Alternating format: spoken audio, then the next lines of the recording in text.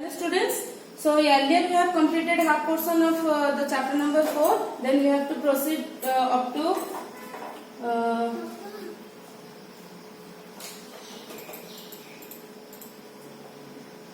next portion, that is we have already learned about the touch. So that may be your good touch or very hampering touch, that is we should not touch. So here we will discuss about good and bad touch.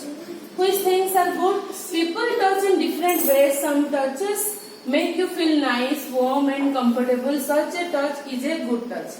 Like I am just giving you an example. Whenever you are getting very low mark, suppose you are two friends and you both have secured very low mark. You are just going to home and show the progress report to your father.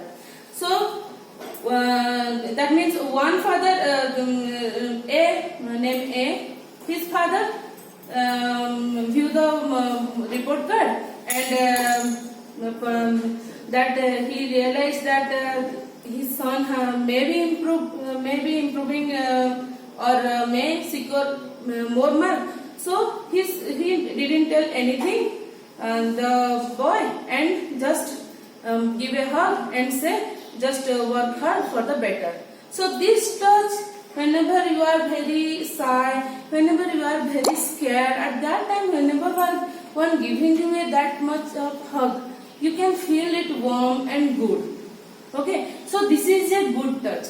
So normally we can get a good touch from our father, mother, brother, sister, our friends and the relatives. Okay, so another friend who has secured very less mark, his father slapped. So slapping is a very bad touch and it hurted that person. So he felt very bad. Here is also that is a bad touch. Okay. So here we are just discussing about good touch and bad touch. You have to learn about that. Here the good touch, you know that better whenever we are feeling comfortable, whenever someone is touching us, our father, mother or surrounding people just touching us. So whenever we are feeling good, that is a good touch. So in another way we can say, sometimes whenever that touch make you feel uncomfortable, fearful or unsafe. Somebody is touching you and you don't want to be touched by him or her.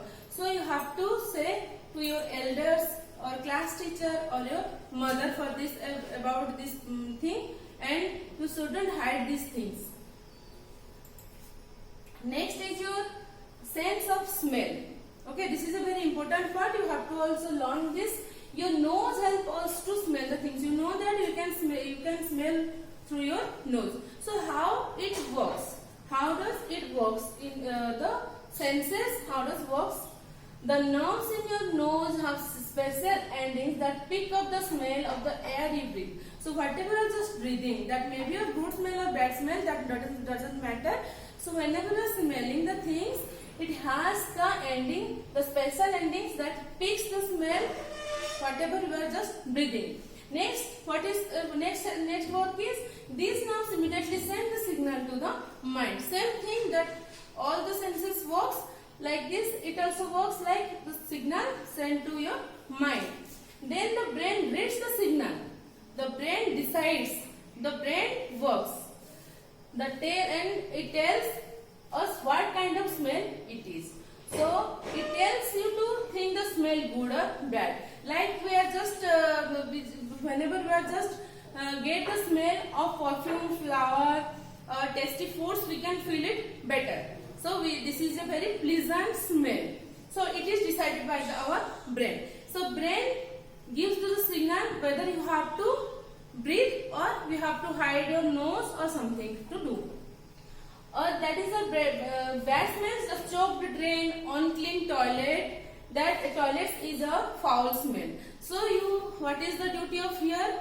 The brain instructed you to just go away from here, otherwise close your nose and don't breathe. This is a very bad smell. So all these things are done by our sense of smell.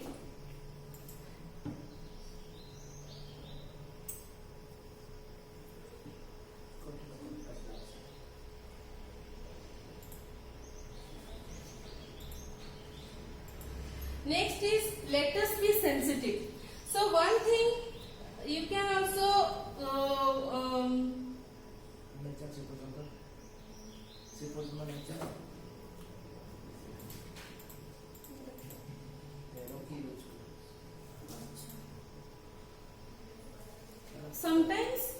sometimes you have marked that some person they cannot see or walk, talk, hear.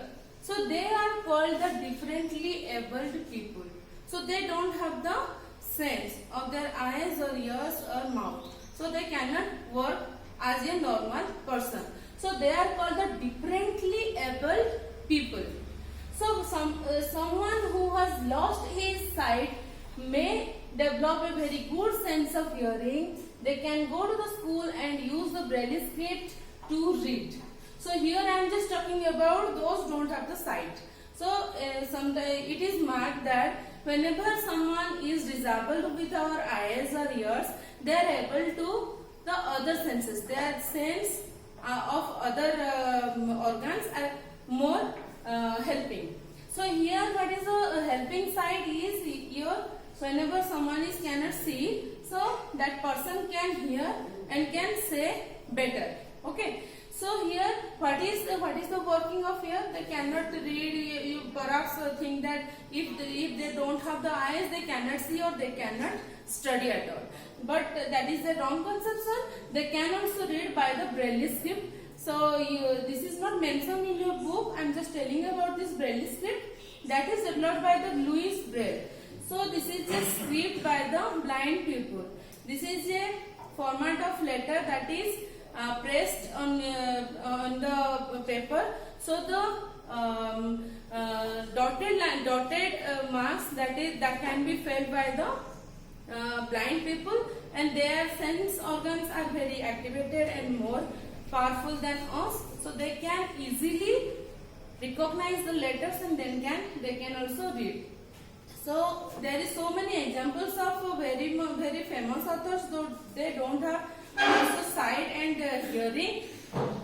So we should sensitive towards those people. We shouldn't dominate or shouldn't tease them at all. So what is our duty?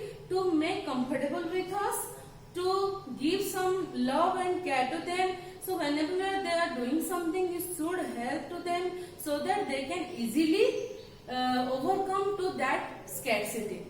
So this much of this chapter number 4. I will send you the hard words and the new words.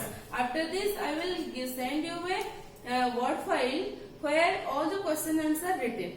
Or one thing you have to remember that the question answers are only written in answers. Questions are not written.